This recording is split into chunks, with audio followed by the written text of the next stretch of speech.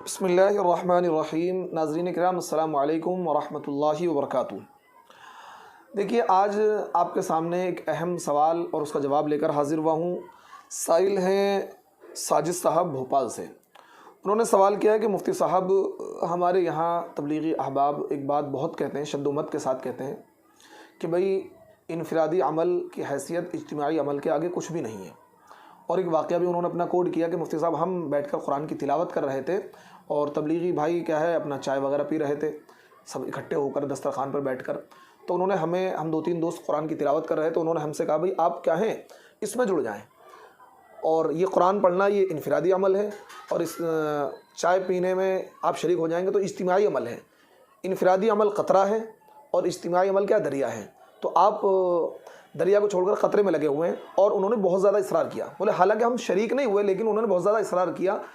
तो अब ये बताइए कि इनफरादी और इज्तिमाई की इस्लाम में शरीयत में हैसियत क्या है, ये सवाल है उनका। अब मैं जवाब देता हूँ। देखिए, शरीयत ने इज्तिमाई और इनफरादी अमल की कोई हैसियत मुतय्यन नहीं करी है। इज्तिमाई और इनफरादी अमल की कोई हैसियत मुतय्यन नहीं करी है।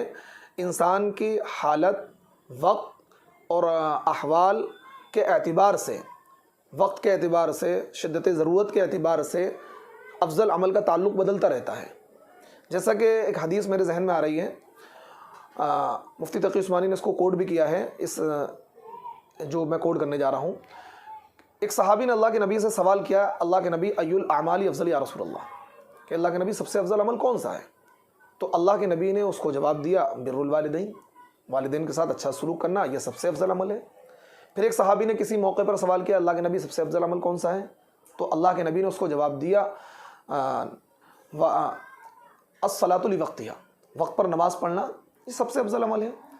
इसी तरीके से एक सहाबी ने सवाल किया, अल्लाह के नबी सबसे अफजल अमल कौन सा है। तो अल्लाह के नबी ने जवाब किया, अल्लाह के रास्ते में जिहाद करना सबसे अफजल अमल है। सवाल एक है, जवाब तीनों के मुख्तलिफ हैं। तो उसकी तशरीह करते हुए मुफ्ती तकी उस्मानी साहब लिखते हैं, शेखुल इस्लाम मुफ्ती तकी उस्मानी, कि भाई देखो, अफजलियत का ताल्लुक़ इंसान की हालत से है। वो बंदा जिसको अल्लाह के नबी ने कहा कि जिहाद करना सबसे अफजल अमल है, वो सारे काम करता था, लेकिन अल्लाह के नबी ने महसूस किया कि जिहाद में थोड़ी सुस्ती करता है, तो उसके लिए जिहाद में शरीक होना सबसे अफजल अमल है। इसी तरीके से जिस बंदे को ये कहा कि वालिदैन के साथ हुस्न सलूक करना सबसे अफजल अमल है, वो सारे काम करता था, नमाज भी पढ़ता था, कुरान की तिलावत भी करता था, लेकिन वालिदैन की इताअत या खिदमत में कुछ सुस्ती थी, तो अल्लाह के नबी ने कहा तुम्हारे लिए सबसे अफजल अमल क्या है, वालिदैन के साथ हुस्न सलूक करना। एक बंदे को अल्लाह के नबी ने जवाब दिया कि वक्त पर नमाज़ पढ़ना ही सबसे अफजल अमल है, क्योंकि देखा कि वो सारे काम करता है, नमाज को वक्त पर अदा करने में कहीं ना कहीं कोताही और सुस्ती है, तो अब उसके लिए सबसे अफजल अमल जो है वो क्या है, वक्त पर नमाज को अदा करना। तो उमूमी तौर पर ये कह देना कि भाई इनफरादी अमल ज़्यादा अच्छा नहीं है, इज्तिमाई अमल ज़्यादा अच्छा है, ऐसा कोई ज़ाब्ता शरीयत ने नहीं बनाया है। वक्त, हालात, शिद्दत ज़रूरत और ज़माने का तग़य्युर, इन सारी चीज़ों के तब्दीली की वजह से, हालात की और मिजाज की तब्दीली की वजह से अफजल अमल का ताल्लुक़ बदलता रहता है। मिसाल के तौर पर आप इसको यूँ समझिए कि कोई बंदा, किसी बंदे की वालिदा बीमार हैं, किसी बंदे की वालिदा बीमार हैं और उनको खिदमत की ज़रूरत है, या बीवी बीमार है, उन्हें खिदमत की ज़रूरत है, घर में दूसरा कोई खिदमत करने वाला नहीं है। अब बंदा कह रहा है कि नहीं जी, मैं तो जमात के साथ ही नमाज़ पढ़ूंगा मस्जिद में जाकर। और यहाँ पर यह अंदेशा है कि अगर ये बंदा जमात के साथ मस्जिद में नमाज़ पढ़ने गया तो फिर क्या है, यहाँ इनको तकलीफ़ होगी, परेशानी होगी, और वो बीवी का इसरार भी है या वालदा का इसरार भी है कि आप न जाएँ, और हो सकता है हालत ज़्यादा सीरियस है और कोई खिदमत करने वाला भी नहीं है। तो अब बंदे के लिए गुंजाइश है कि क्या वो जमात की नमाज़ छोड़कर घर में ही नमाज़ अदा कर ले, हालांकि आम कंडीशन में जमात की नमाज़ छोड़ना जायज़ नहीं है। तो वक्त और हालात के एतबार से मसाइल में तब्दीली आती है। तो उमूमी तौर पर यह कहना कि इनफरादी अमल की हैसियत कुछ भी नहीं है, इज्तिमाई अमल की हैसियत ज़्यादा है, ऐसा कुछ भी नहीं है। हाँ, तबलीगी जमात में जो लोग वक्त लगा रहे हैं, तबलीगी जमात का एक उसूल है कि तबलीगी जमात के जो अगर कोई बंदा 3 दिन लगा रहा है या 10 दिन लगा रहा है और वहाँ पर जाकर वो पता लगा मशवरा हो रहा है और वो बंदा क्या अपने किसी काम में लगा हुआ है, पता लगा तालीम हो रही है, वो बंदा किसी और काम में लगा हुआ है, तो इससे क्या इंतिशार होगा। तो तबलीगी जमात के जो अकाबिरीन हैं उन्होंने ये उसूल बनाया, तबलीगी जमात में जो बंदा वक्त लगा रहा है तो उसके लिए बेहतर है कि वो जो आमाल चल रहे हों इज्तिमाई, उनमें जुड़े, इनफरादी आमाल को बाद में कर ले अलग से।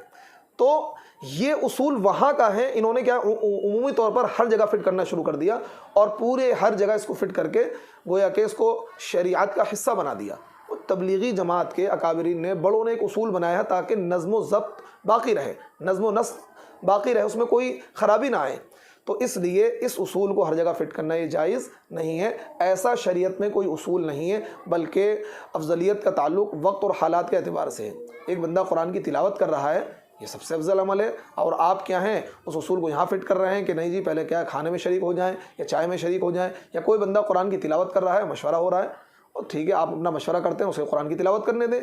या कहीं वाज़ो नसीहत हो रहा है और कोई बंदा, उसे कुरान की तिलावत का टाइम नहीं मिलता, वो अपने कुरान की तिलावत में साइड में बैठा हुआ। हाँ, इतना ज़रूर है कि अगर ये मशवरा हो रहा है या तालीम हो रही है या वाज़ो नसीहत हो रहा है, वो अलग कोने में जाकर कुरान की तिलावत कर ले, ताकि वो लोग भी डिस्टर्ब ना हो और ये भी डिस्टर्ब ना हो। ये तो शरीयत कहती है। लेकिन बाकी ये उसूल हर जगह मुंतबिक कर देना कि भाई इनफरादी अमल की हैसियत क्या है, इज्तिमाई अमल के आगे कुछ भी नहीं है, ऐसा कोई उसूल शरीयत का बनाया हुआ नहीं है। ये जमात के बड़ों ने जमात के काम के लिए बनाया हुआ है, और उस उसूल को आप हर जगह फिट ना करें, उस उसूल को हर जगह फिट ना करें और इसको दीन का और शरीयत का हिस्सा न बनाएं। अफजल अमल का ताल्लुक़ वक्त और हालात और इंसान की शख्सी हालात के एतबार से है।